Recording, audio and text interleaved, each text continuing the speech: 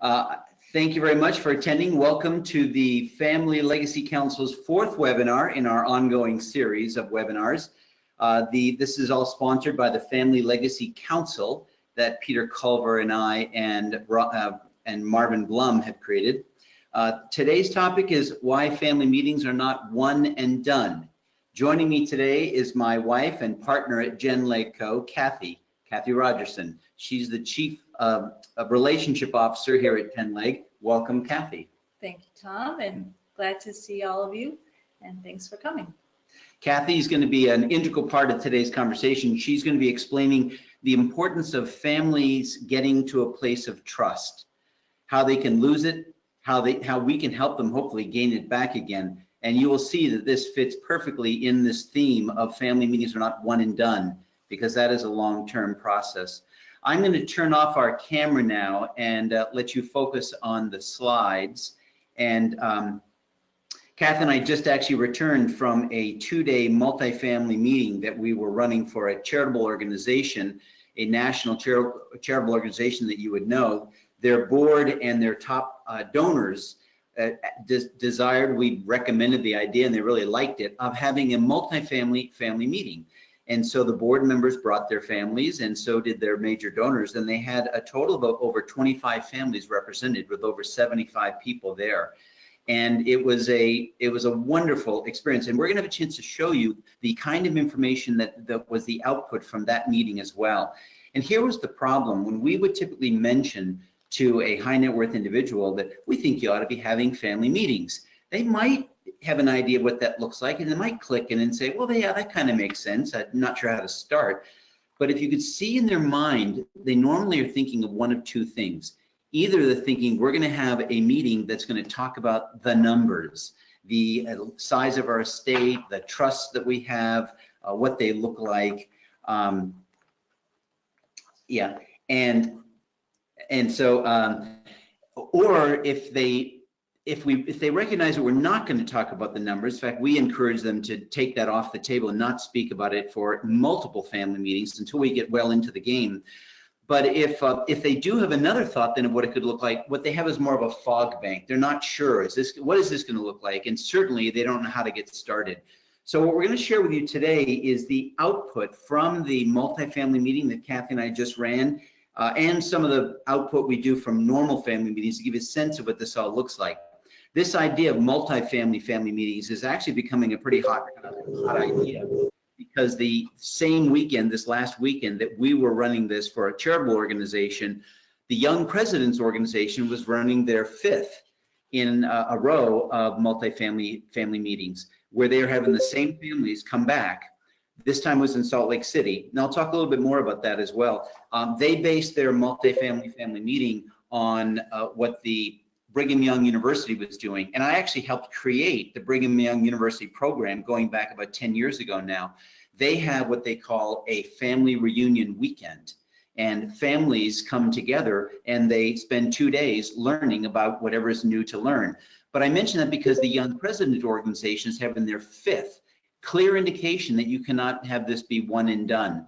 What they do is a 3-day conference, and the first day is more overall education of what the issues are. The second day is on team building activities and learning activities that they engage in as a family. And then third, apparently you can't see, the Young President Organization is having their 5th multifamily family meeting. And this last week, Marvin Blum and I were speaking on this very topic in Las Vegas at an advisor conference. And our talk was on the 2 talks we did were 2 of the highest rated topics that were spoken at the conference. Peter Culver and I are organizing an all-day conference in New York City on July 15th for the New York State Bar Association on this very issue as well. So the idea of engaging families in multifamily meetings going forward is actually quite of interest to people. I am going to go forward into some of the material now, some of the slides. So if you were to look at the Family Office Exchange study, they found that family education is becoming a requirement. And after years of considering themselves investment-focused family offices, families are now recognizing that family education may be the key to success going forward. Interestingly, next topic too was, I've showed this before, focusing on the aspect that structures were not necessarily helping families multi-generationally. What I'm focusing this time though on these other highlighted points here, that family culture is really becoming an issue that families are focusing on. And what they're noticing, if you look at that second highlighted point, family culture is stubborn, and you can affect it over time, but it takes consistency. So you'll see at the bottom there that families are now recognizing that it's better to work on culture and improving culture over time. So again, a reason for why one and done is not the solution. I know I shared this before, but if 60% of the failure is due to lack of communication and trust within the family around group decision making, this is a cultural issue. The second point was a failure to prepare heirs, again, more of a cultural issue. And the third was a failure to feel a sense of purpose and place within the family, also a cultural issue. That's 95% of the issue and the problem. And only 5% of the failure was due to mistakes made in the planning and investing area.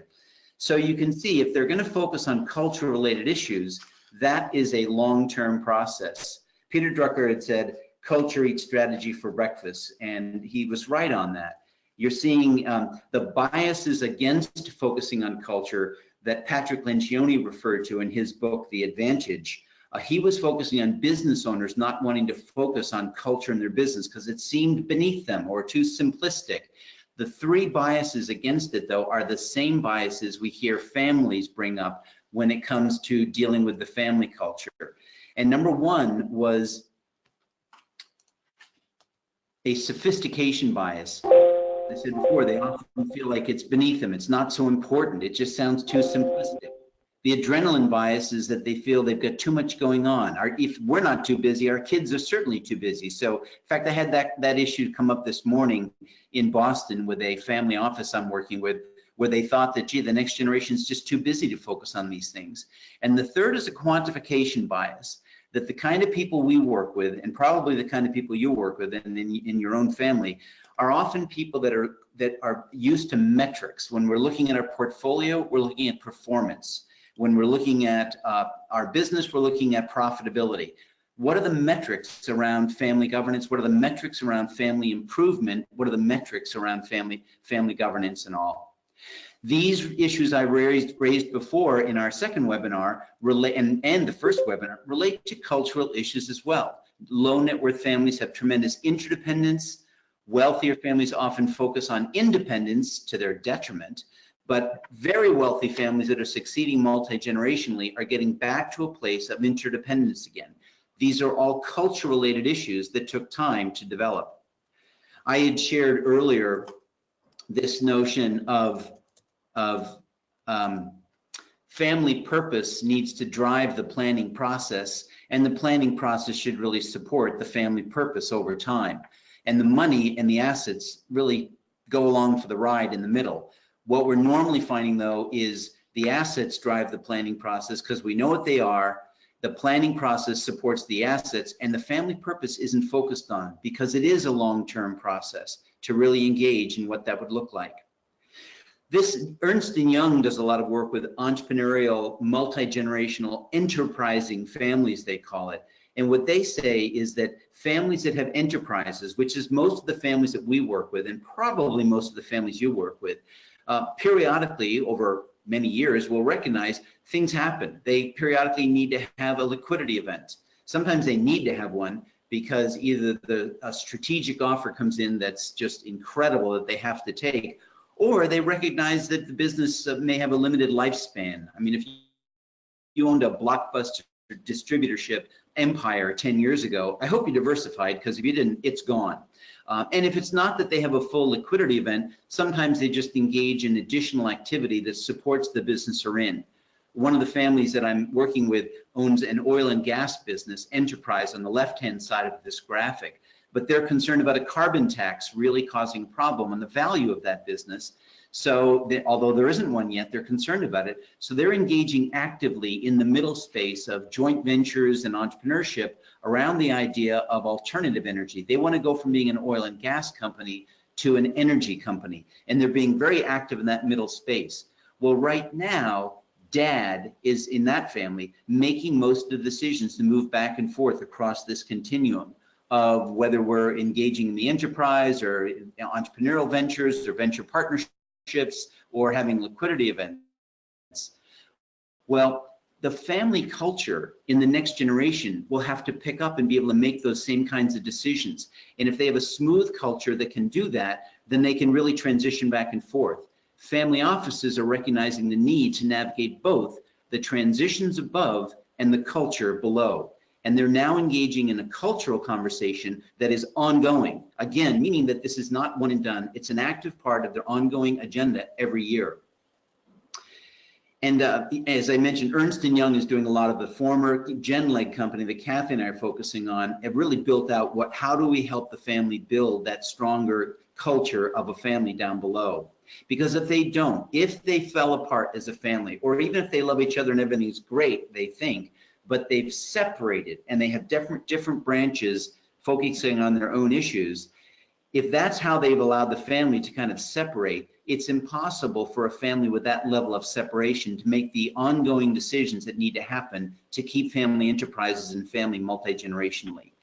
So to keep this kind of ongoing green process that I'm showing on this slide, you really do need to focus on getting to that lower right-hand quadrant, or that 6-step process to the green zone, as I mentioned it in webinar number 1. Well, that 6-step process, and I did share it before, is the assessment, but assessments are not one and done. Assessments ideally should be taken every year. Are we improving as a family? Are there ways of measuring cultural and relationship issues? And we're going to show you some of those in a minute. Education, that's not one and done either. Lifelong learning and creating a long-term family curriculum is critical. Communication, that might seem like once we know our communication style, that's one and done. Actually not. Managing triggers and working on continuing to hold trust between family members is actually an ongoing process as well. Values, is that one and done? Well, it's really more experiential exercises. Are we learning more about each other by activities we can do together? Every family meeting we run, there's usually some experiential exercises the family's engaging in. So again, these are repetitive actions that we can engage in. Family entrepreneurship, family philanthropy, of course you have to continue to do those. They're not just do it once and away you go. And then the advancement, the trust that Marvin talked about last time we got together, the FAST. If you haven't seen that webinar, I encourage you to take a look at it. But you can't, the whole point of the advancement trust, endowing a family meeting process, is to endow the process of continuity going forward. By the way, this is not just a 6-step process to get to a better place. It's a repeat, repeat, repeat process. These same agenda items listed here are often agenda items for every family meeting for families that are succeeding. Let's talk about assessing where we are, what education we need to know this time, how can we build that trust, what are the values, exercise we can engage in, actions, and then, how do we change our plan to continue the process going forward. And it really leads to our mission statement at GenLeg Co., and it's very reminiscent of what I just said. Our passion and mission, this is our mission statement, is to intentionally introduce and reintroduce a family to itself repeatedly. Redundant? Yes, for a reason. With lessons, tools, activities, and metrics designed to measure and build strong, trusting relationships and a healthy, interdependent culture for a multi-generational legacy. We do this directly to families through advisors and through charitable organizations to educate, motivate, and facilitate. So you can see our motto is really in line with this notion of it has to keep going forward. In the 250 plus families that we've worked with, that I've worked with certainly over the years, the ones that are succeeding are all recognizing the need to engage in ongoing family meetings. And you're seeing this in some of the wealthy, well-known families like the Rockefellers and the Rothschilds and some of the others, but most of the families in our survey were unrecognizable. But these are all recognizing that we need to have family meetings, and family education is a key component of every family meeting. Same thing with the Searle family and the Mellon family and the Weyerhaeuser family. ongoing meetings, family education, and ongoing education. And you'll notice too that many of the things I just mentioned in the 6-step process are embedded in their agendas for their family meetings every year. So to succeed as a family in that survey, you must be having family meetings. Hiring professionals is extremely likely in most of these families, if not overall. The Young Presidents Organization, they have facilitators run the overall meeting, and in the third day of their 3-day meeting, when the families break up in individual family meetings, they have facilitators available to help each of the families in the issues that they're dealing with. Team building and trust building activities are ongoing, and then endowing the process seems to make sense as well. I'm going to show you briefly some of the actual output that we do for each of these family areas. The assessment, the repeat, repeat, repeat. I showed before that this assessment that we do of families, where they grade on the left-hand side how important a particular topic is, and on the right-hand side how well they're doing at it. This can be repeated every year to get a sense of, are we improving? And believe it or not, sometimes they don't improve from year 1 to year 2. And it's not that they got worse, but many times they recognize some of these statements are more important than they originally thought. So they elevate the importance, but that doesn't elevate that actually that they've achieved a better result. So that sometimes the gaps get bigger just because of increased awareness within the family. But it's a way of measuring what's important that they need to focus on next. And I shared some of this with you before, what one of those statements might look like and how the family would actually grade it. That on the left-hand side, how important it is, and the right-hand side, how well we're doing at it. This particular one is often highly rated as important, but low rated when it comes to achievement. Here's an example of a family that we did work with recently. This is a couple of people in the family that listed every single statement as a level 5 ultimate importance that we achieved this in our family. On the right-hand side, not so much, back and forth as to where they actually are in achieving it. Here's an actual assessment that we compiled for a family for the family meeting. And what we did is we ranked the biggest gaps between where they are and where they want to be. And you can see for this particular family, the #1 statement, we have identified the best role for each of our family members that leverage their unique talents and gifts. I know their strengths and they know mine. That had a gap of 22 points from where they were to where they wanted to be. It clearly then, with their own input, is showing them the issues that they want to focus on. You can't achieve these results, the results that they're looking for here, in one meeting. In fact, many times they'll create, I'm going to show you in a minute, the activities that this particular family wanted to engage in to close those gaps. And you'll see many of them are ongoing, very long-term ongoing. When it gets to relationship assessments, there are ways of assessing and understanding relationship as well. Kathy often uses the 5 love languages to give a family a sense of how better to connect with each other. She has other assessment tools to help families understand their relational health, their personal health, financial, spiritual health, physical health. The confidential family metrics or meter, I'm going to show you what that looks like in just a minute, but we developed an actual meter to help a family judge or give us a review of where they stand on their trust meter with each of the family members within the family. This is not something that they would share with each other, but they would share it with us so we can help them kind of focus on which of the relationships need the most work. And you can see what that looks like in a minute. Here's an example of an output from a family love languages assessment. And you can see the top love language for different family members were quite different. And it's interesting to be able to point out to family members, if you want to focus on engaging with this particular person, perhaps you'd want to focus on their love language. And how would you do that in a way that would really get them to understand you care about them meaningfully? And Kathy's going to talk a little bit more about this a little bit later on.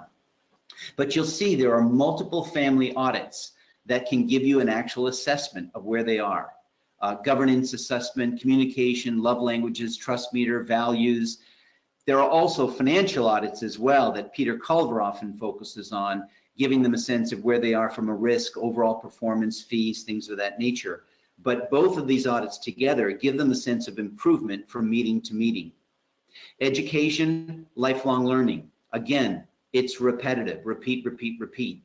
As an example of that, here's a list of some of the the items that one particular family wanted to focus on as their curriculum that they want to add to their family meetings going forward.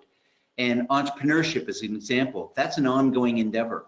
Family bank, running of the family bank, lending to family members, that's an ongoing endeavor. That's all run by the family meeting as part of their lifelong learning process. Philanthropy, obviously ongoing. Team building activities, conflict management and practice, which Kathy would talk about, and disruptions. Actually, our next webinar is going to be about disruptions as well. What happens when there's depression or loneliness or anxiety or divorces within the family? What do you do about it? And Dr. John Green of the O'Connor Group, Arden O'Connor, created, I think, the largest, I think the most expensive, but I think the best group of advisors helping families deal with these kinds of major disruptions. And he's helping us come up with the content for that. That one is going to be, by the way, on July 31st at 4 p.m. But you can see how with this family, they have a curriculum that is significant. There's a lot of knowledge and wisdom, much more than you can cover, even if you had a week-long family meeting. Communication and trust building. Trust is hard to build and easy to lose. And how do you then keep going, building it over time? So communication, again, is repeat, repeat, repeat. I am going to slow this part down, though, before we just quickly go through the remainder of it, because this is where I want to bring Kathy in to talk a little bit about what this looks like. Patrick Lencioni refers to this whole notion about trust, though, when he talks about the 5 dysfunctions of a team. The foundation of dysfunction is an absence of trust. That leads to a fear of conflict, lack of commitment, lack of accountability, and no results. But if they do trust each other, then they can engage in filtered, not unfiltered, but we believe filtered conflict around ideas. Kathy's going to talk about how you can filter some of that conflict around ideas so they don't damage the relationship while they're engaging in conversation about decision making and what that could look like. They then can commit to the decisions, you can hold them accountable, and you do achieve results. You're also seeing this if you haven't read Kim Scott's book on radical candor. She breaks down the candor and honesty and care in are at the top of this grid. Low caring people are at the bottom. So people care about you at the top, people that don't give a rip about you at the bottom. People that are not interested in challenging others directly would be on the left-hand side, and people that are highly willing to challenge on the right. And she lists these different categories as ruinous empathy, which is this notion of, gee, I really care for people, so I want to be nice. I wouldn't want to tell them that they did a bad job because that would maybe hurt them or make them feel bad. And ruinous empathy actually is interesting because in Kim Scott's book, she talked about the fact that she was dealing with one of her employees this way, treating them nicely because you didn't want to upset them or disrupt the apple cart, but they weren't measuring up, all the way to the point where she literally had to fire the person. And as the person was going out the door, they said, "Why didn't you tell me?" And she was ruinously being empathetic towards them. On the opposite corner, in the lower right-hand corner, is obnoxious aggression, willing to engage without caring about the person personally. But above that is radical candor, where I can actually tell you what I think, somehow in a way where it will come across as I really do care about you. How do you do that? And although she gets into a lot of other business techniques in the book, the radical candor portion of that book is really worth reading it for. Manipulative insincerity is the lower left, but I do need to get into that one for this. But Kathy's going to take over now and tell us a little bit about how do we help families get to a place of trust. So with that, Kathy. Thank you, Tom, and thank you for all of you who are listening to this. So what we've been talking about is how to break the shirt sleeves to shirt sleeves paradigm, and what Tom has mentioned as the reasons families fail at preserving the wealth and frankly preserving interdependence is due to the lack of communication and trust around decision making. It is the trust piece that once broken becomes the barrier to healthy communication. It also becomes the barrier to wanting to engage in further relationship. When we don't feel safe, we tend to avoid contact. That doesn't mean that you can't have a relationship with that member of your family. It just means that it's going to probably be more social or superficial in nature. And therefore, you're less likely to be comfortable making meaningful, consequential decisions together. So let's define trust. You'll see on the screen the slide by Charles Feltman. He's an executive coach, and he says, trust is choosing to risk making something you value vulnerable to another person's actions. Research professor and popular speaker Brené Brown breaks down trust using the acronym BRAVING, standing for boundaries, reliability, accountability, vault, integrity, non-judgment, and generosity. She summarizes it this way: you have earned my respect because you do what you say. When you make a mistake, you own it, apologize, and make amends. And if I make a mistake, you allow me to do the same thing. What I share with you is safe. You hold my confidence and you hold other people's confidences. You practice your values, not just preach them. You won't judge me when I need help. And lastly, you assume the most generous thing about my words and behaviors. And marriage scientist John Gottman says, trust is built in the smallest of moments. Now let's bring all that into the circle of family. We at GenLeg are all about our passion to help families build trust. And part of our mission statement, as Tom has already mentioned, we say that we intentionally introduce and reintroduce a family to itself repeatedly with metrics to measure results. We take the willing and work towards building understanding of who you are as individuals and who you are as a family. And if you're willing, we work on a deeper level to rebuild broken trust, all in an effort to strengthen your family for a generational legacy. Now let's look at some scenarios. A wife, let's call her Susie, is frustrated with her brother Bobby after a phone conversation and decides to vent her feelings to her husband. Because she is particularly upset, she uses extreme words like, such a narcissist, completely self-absorbed, pain in the neck. I just can't stand talking to him. She feels better unloading her feelings to her husband, who we will call Harry. But now Harry's upset with his brother-in-law. A slow burning resentment begins to simmer at how Bobby is treating his wife. And Bobby, meanwhile, has vented to his wife, Wanda, who is already irritated with Susie because of a past unresolved conflict. Well, the following day, Susie decides to confront Bobby and resolves the issue, but she neglects to tell her husband. And Bobby tells his wife that he and Susie have resolved things. Wanda has added it to the pile of reasons not to trust her sister-in-law. Conflict avoidance contributes to lack of understanding, creating family separation. Now, another scenario might be a son who's working for a family business alongside his dad, and his expertise has helped the company thrive. His brother, meanwhile, is happily living off a trust fund which is running out of money. He didn't understand the concept of a sustainable spend rate. So now he realizes he needs more money, so he goes to his father seeking help. For some reason, the father cannot say no to that son. He feels sorry for him and hopes that one day the son will get his act together. Because he doesn't want the son to suffer, he gives him more money. Meanwhile, the son who works for the family company is furious. Here again, resentment starts to build between brothers as well as between father and sons. The father feels the son who works in the business shouldn't be telling him how to spend his money, and he feels guilt and helplessness over the other son not knowing how to motivate him to change. What you have in both these examples is the classic triangulation of family dynamics described in Bowen family systems theory. In both cases, there are dynamics that lead to lack of trust, which over time become a real barrier to healthy communication. What can be done when trust is broken? How do you start to build it back? And is it even possible to trust this person? So I go back to Gottman. Trust is built in the small moments, building blocks, one step at a time. So here are some practical steps to think about. Number one, when trust is broken, you can only be responsible for your part in a relationship.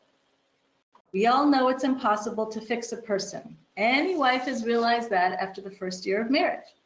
You can't control another person's feelings. What you can control is yourself. Number two, decide what is your goal. Is the goal to establish a relationship, or do you want a deeper bond Perhaps you want to get to a place of what Kim Scott, who is author of the book that Tom mentioned called Radical Candor, and she's also a past executive at Google, what Kim Scott calls radical candor. What do you think is actually possible in this relationship? And what will you invest emotionally and physically to see that your goal is achieved?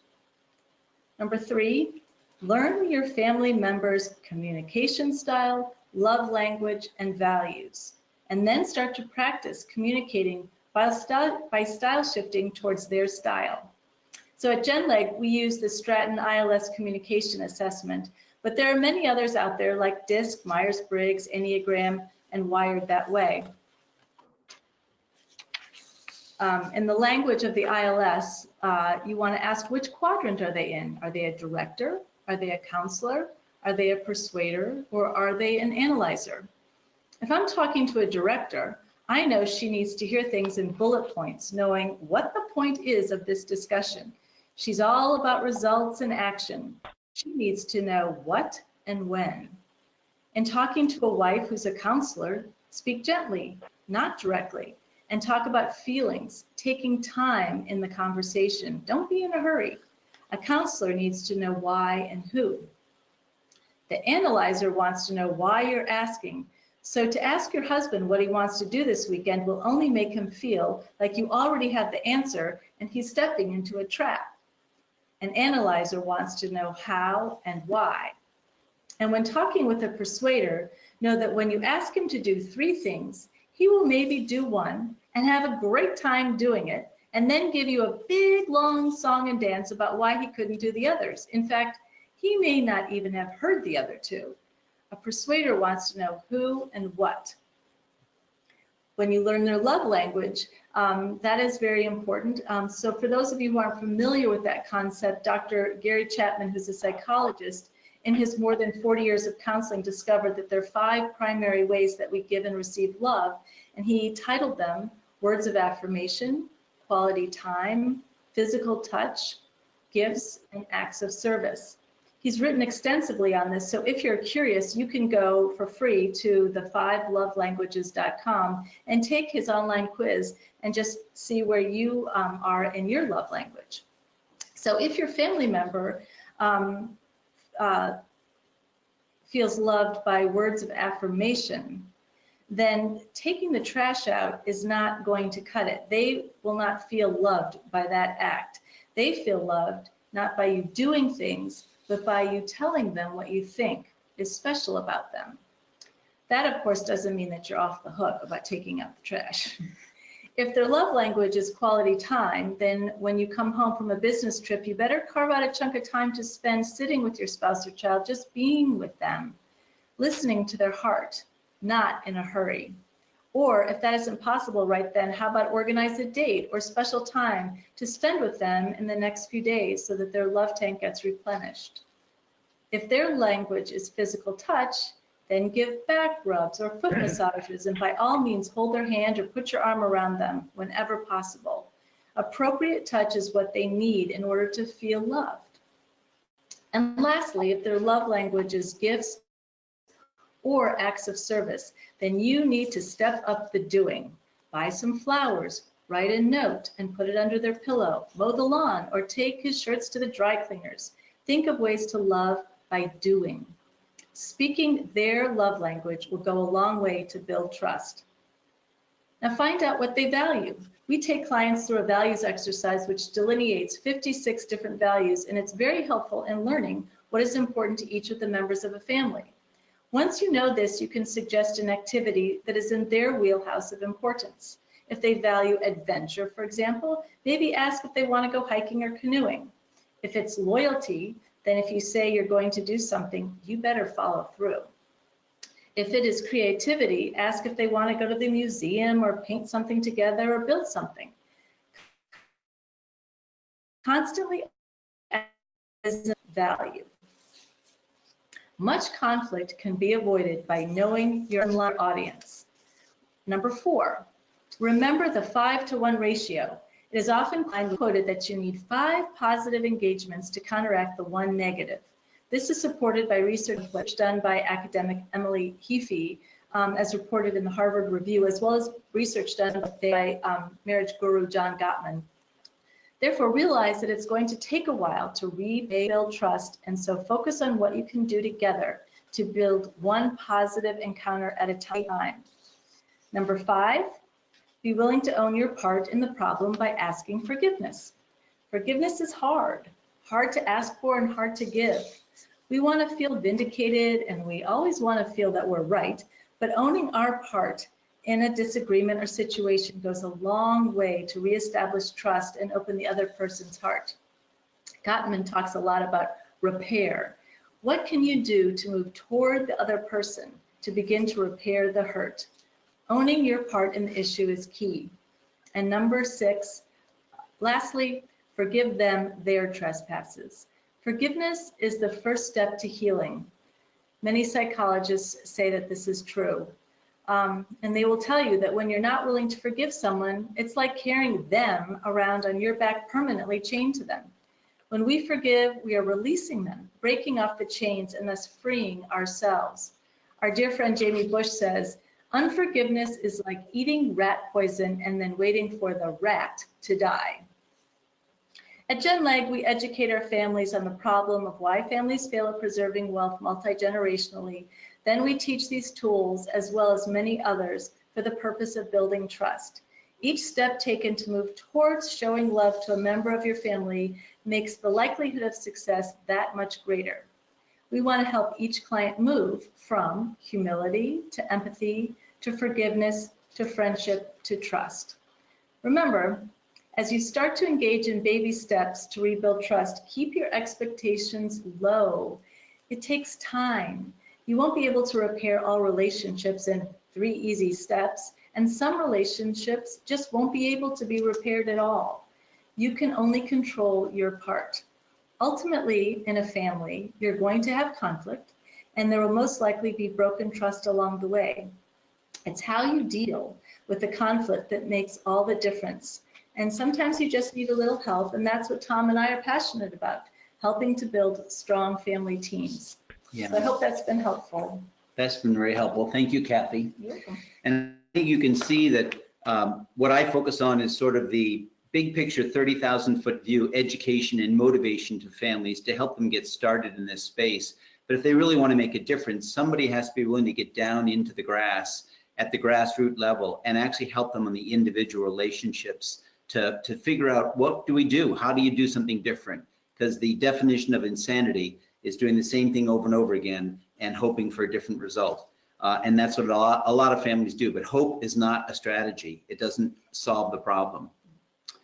One of the things that we take families through to give them a sense of how many of these things work is a confidential family trust meter. This is not something that, as I said earlier, that they would share with each other or that we would share with the overall family. But if they share this with us, it gives us a very good sense of places that we could start to focus on the family. Here's an example. Here's son number 1 filled out this for his relationship with the different family members. And what the different categories are on the left-hand side, that there's trust that in his mind was evidence that this person has done things for me, with me, that they've proven trust. The next category over is I believe that they're trustworthy from my conversations. They seem wonderful and trustworthy, and I've heard from other people, but they haven't evidenced any particular thing I could remember or tell you about that evidences trust, but I'll still put them in the trust category. The middle category, for new people joining a family, marrying in, or young children, may have most people in this category where I just don't have enough information yet. So, I can't say here and there.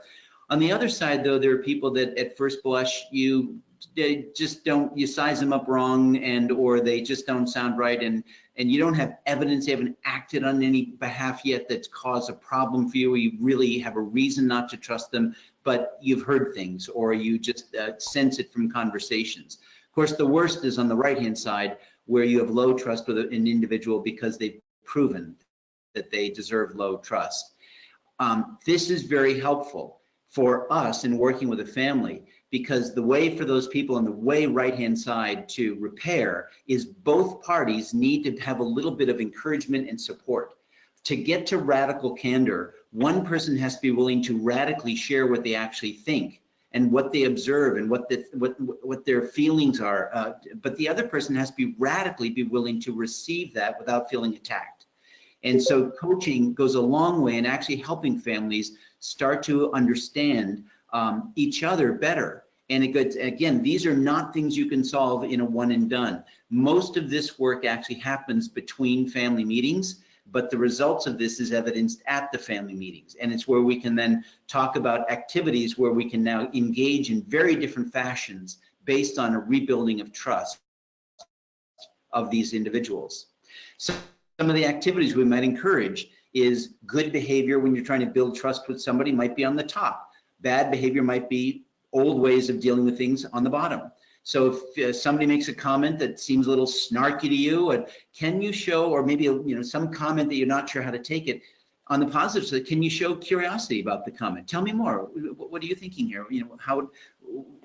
Just fill me in on this. Sounds engaging, interesting. Thank them for their insights. Listen and mirror. Mirroring is the concept, and Kathy described it earlier to some degree. But parroting back. Hey, if I understood this correctly, it sounds like you said the following. Help me out. But it helps them actually think through better what they actually are thinking of and get it across. It's a very active way of listening. Think out loud and connect the issues to them and things of that nature. These are actually very positive responses to a person opening up a conversation that can actually build trust. On the negative side, when somebody says something that possibly you might disagree with, feel attacked. That'll really kind of set the stage, right? Hold your point of view strongly while you're thinking of your defense. So you're not really listening. You're waiting for the opportunity to jump in with your defense. Justify why you're right. Explain why they're wrong. That'll really help. And then make threats if it really comes to the end. But believe it or not, these are actually activities you can see family members engage in when they are talking about something. And usually it's not what they're arguing about that's causing the problem. It's what mentality they brought to the conversation that can create a lot of the discord. So again, this is practice oriented. We actually have activities we can engage families in where we pair them off, give them a scenario, and let them actually practice trying to wordsmith one way or the other on these very activities. Health and negotiation loop, when you're actually trying to negotiate with someone in the family. A stroke as a start off. Say something affirming. That's a really interesting point, but be specific. Don't just say, oh yeah, I like the way you're saying that, and then go into your negative. But say something really affirming that indicates exactly what you liked about what they said. Then stand. You've got to state your case. But can you do it where you're stating your case in a healthy way, not being attack oriented or offensive? And then contract. Offer a compromise. Is there something in between these two positions that maybe we could work towards or on?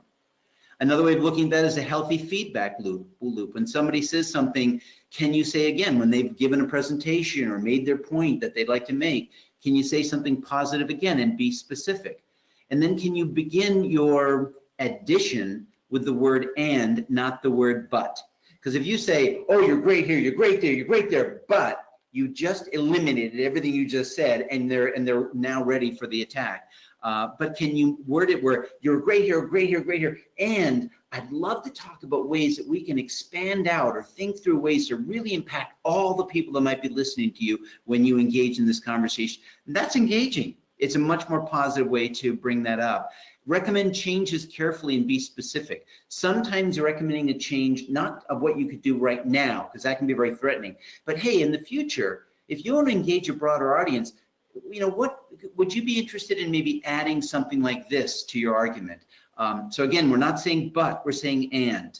But these are really interesting ways to practice with people. Again, this is getting down into the weeds. We've got to get down now into the one-on-one. Also, when you do style shift, sometimes they don't see your style shift because they're used to your behavior from many years of working with you or living with you. So sometimes you have to accentuate the style shift where you're really going to the extreme of accentuating. I'm really actively listening well. I'm really want to engage in quality time with you. And sometimes you have to go to the extreme for them to say, oh, now I see it. Now that's really interesting. But, and not always, but in the beginning, that can really, because they have a first impression, we have to now change their first impression. And that often takes a little bit of accentuation.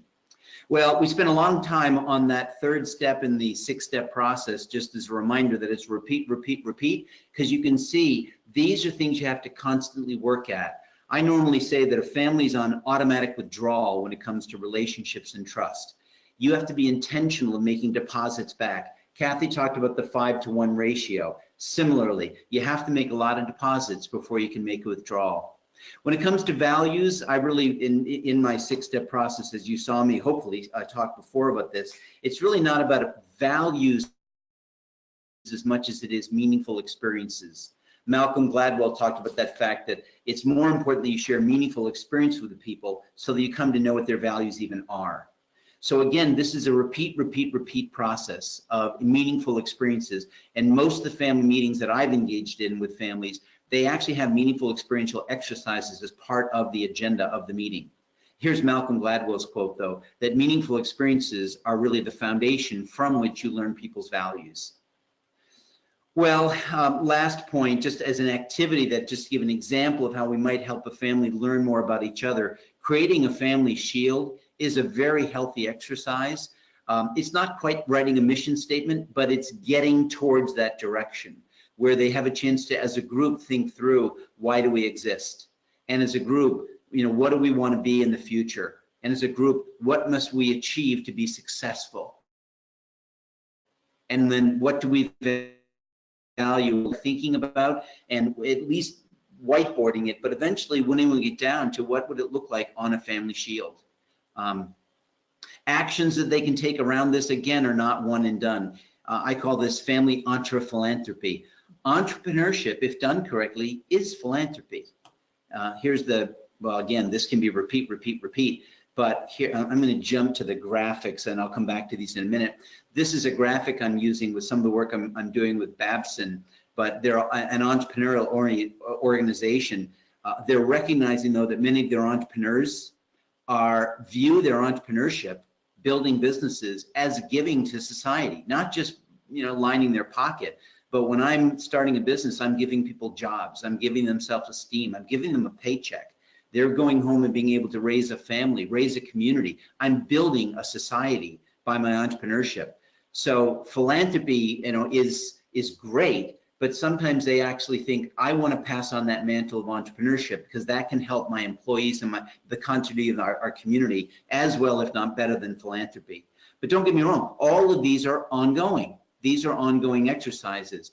The family that had this as a family mission statement recognized in the bottom there, engaging each generation in family education, ongoing, family philanthropy, ongoing, as well as family entrepreneurship may be the key to success. So they're very actively every year engaging in these kinds of activities. The family that had this is their family mission statement. But again, they focused on the railroad ties that hold together the two rails that are these two different activities of focusing on the family on the left and focusing on the business on the right, but our education, philanthropy, and governance and entrepreneurship. So sample family meeting output. This is really where so many people that I've talked to that didn't quite get the idea. In their head, they've got this fog bank of what a family meeting could look like and what the benefit of it is. If we're not going to talk about the money, what the heck would we waste our time doing this for? When they see some of the output, they actually start recognizing, now I see it, now I want it. You get a couple together to look over these slides, and it's quite engaging. First of all, there needs to be an agenda. Don't get me wrong. You usually deviate from the agenda because it's family. We're gonna, we gotta spitball this around. But having an agenda is very helpful. Like, at least give them a sense before the meeting of what they're coming to potentially talk about. Here's an example of the output when it comes to the family communication style, leadership style. I showed this before, but it shows here. This is a family that on the quadrant test that we use, engaging, challenging people, strong communicators on the left-hand side, more supportive people, very thoughtful, very intellectually engaging people, but are more thoughtful and supportive in how they communicate are on the right-hand side. And so the people on the left-hand side, that couple, these are couples in the family connected by the colored lines. But Bobby and Mary, if you walked in their house, you feel the difference. They're loud and engaging going forward. So it's a very engaging environment, and they're willing to just, talk about what they're thinking of. Sometimes people listening to a couple like this would think they're arguing at a dinner table when they're really just having a conversation, but they're debaters, they're debating it. If you walked into, on the right-hand side, Jane and Peter's house, those two, they're both analyzers. Their house is very different, very quiet, very thoughtful, very reflective. And some people think, oh, well, the leaders are on the left-hand side, and then the whack job, thoughtful, quiet people on the right-hand side. That's not the case. These are all leaders, but they lead differently. Getting those two couples to be able to make decisions together takes practice, understanding, and work. You can see where the advisors here in the black dots, the RIA that they work with, the trustee, the CPA, the attorney. You can see Kathy and me, we're here as well on the left-hand side. But this is very helpful for them to see. And again, when I show this to most parents, that right away they're already thinking, I want to see my family on that and my advisors. Here's the love languages example that we showed before. But if I was talking to, I wanted to show that I really cared about kid number 1 of the daughter-in-law. He's the one that has an 11 on receiving gifts.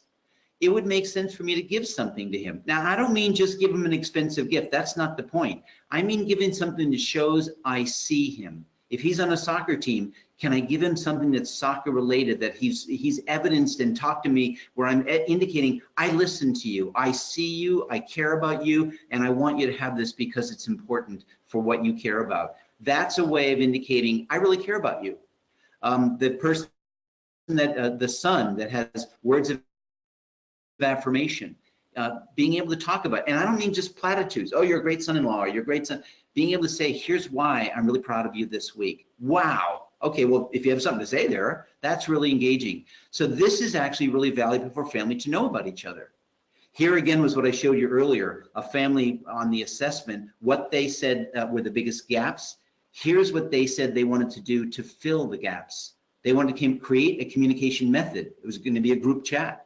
They want to form a cousin committee. Kathy and I are helping them coordinate that. Create a charitable process. Again, we're helping them understand what that could look like. An education process. I'm helping them with a curriculum.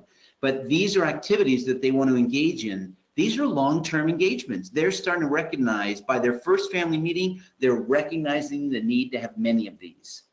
Here's another thing we do is we have a family. We bring up flip charts and we start filling up the flip charts. What is the purpose of family? Kathy and I did this with the 25 families when we were out in Wyoming this last week, and it was really amazing. They had a list that was far longer than this, and after we pulled all these out and we ripped them off and put them on the walls, we had a chance to observe that, by the way, just look at this list, everybody. Money is not on the list. In that particular setting that we did, nothing about money was on the list. And one of the people stood up, that was one of the board members and organizers, and said, that's the biggest epiphany. Every advisor I've talked to is focused on the money, not these issues. And that's what we're trying to get at when we talked about that the family purpose should drive the planning process, and the planning process should support the family purpose. Well, what's the family purpose? When this particular family highlighted those particular yellow items as their key takeaways that they want to focus on, they wordsmith those, and here they are, to really get a sense of what are those. This started to become their family mission statement, by the way, of what they want to do going forward. Here are the things that they want to do to fill to get to the priority list that they just articulated. Again, they are listing, they are coming up with a series of activities that they want to do that they see are going to be ongoing. This is lifelong learning. I'm going to skip this one. Here's an example of a family when we took them through a values exercise. They took each one of their family values pyramids and created a poster of it. They put this poster up at every one of their family meetings to remind them of who they are. Who are the people that we're about to make decisions with? Again, I'm going to just skip ahead a little bit because we're running out of time. I did mention this before. How much is this worth to a family? But if you had a family with a $20 million investment portfolio, how much would they be paying over a 10-year period of time if their investment fees were 25 to 50 basis points? How much would they be paying on estate tax and tax minimization on a yearly basis if you added up over a 10-year period of time? And then finally, how do they prepare the family for what's to come? They typically separate these things and do them with separate advisors. But do the math. In the investment area, they'd be paying between $500,000 and $1 million over a 10-year period of time for that kind of work. In the estate planning and tax planning area, $200,000 to $400,000. They'd be lucky, by the way, in both of those categories if they were paying that little. But on the right-hand side, how much are they paying for preparing the family? Usually zero, unless a presenting problem arises. That's why we're talking about these disruptions in our next meeting, because when presenting problems arise, they're willing to pay anything. If you came home and found one of your kids had a drug overdose, on the bathroom floor with oxycodone, how much would you pay to solve that problem? A lot of money. And yet we are trying to help families in the pre-presenting problem environment. So these are the same activities we mentioned before. Get started and get started now. The Family Legacy Council is continuing to be here with Peter and Marvin and me and Kathy, helping families to tackle this issue with their advisors. I hope you can see that this is an ongoing endeavor, and I hope you'll participate with us in our next webinar. The next webinar, let's skip this one, jumping all the way is here. The next webinar is going to be on disruptions, on those things like divorces and on substance abuse and on mental health issues, and what do families do around that? When they actually crop up, what do you do? Not only what can we do to prevent them in the first place, but what can we do to actually prevent them or get back to a place of sanity when they crop up? It's going to be on Wednesday, July 31st at 4 p.m. and we hope you can join us. Actually, Peter and I and Marvin are going to be together in Texas for that one. So hopefully we'll have a chance to chime in with multiple viewpoints. And the O'Connor group is going to be helpful at putting together the content for that as well. Well, thank you very much for participating in today's webinar, and thank you, Kathy, for helping out along the way. Please call us with questions. If you'd like the content, again, now that you've signed up, you can view the recording on the famleg.com website, if I can get the website name right. And so please take a look at our past webinars as well as the future ones going forward. But call us if you have questions. We'd love to help you and the families you're working with or your own family in many of these areas as well. So with that, we are signing off. We'll see you at the next webinar or sometime in between. Thank you. Thank you.